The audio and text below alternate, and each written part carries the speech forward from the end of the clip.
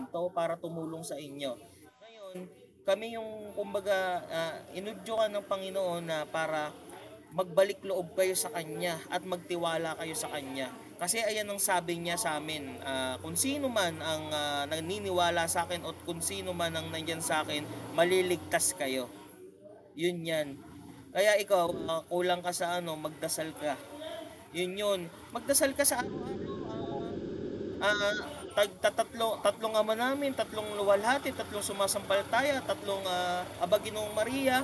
Tapos, pagdadasal mo rin, magpasalamat ka rin minsan pagkakakain ka, kahit saglit lang, magdasal ka, Ama, ganito, ganyan, ganyan. Tapos, humingi ka ng tawad sa Kanya.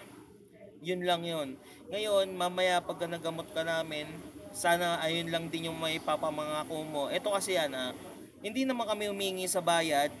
Nasa puso nyo na lang din kung magbibigay kayo ng donation. Ngayon, nasa inyo na lang din yun kung magbibigay o hindi. Basta, mapagaling ka namin. Ayun lang ang kung sa akin, sana makaano kayo, magdasal ka araw-araw. Mamaya yung mga kasama ko nandiyan na at saglit lang yun, mapapangako namin sa iyo, gagaling ka at basta magtiwala ka lang. Ha? Sige. Mamaya na tatawagan kita mamaya. Papasok kita dun sa gamutan namin na namin. Doon kita papasok, ha. Sige. Sige, sige, sige. Bye-bye.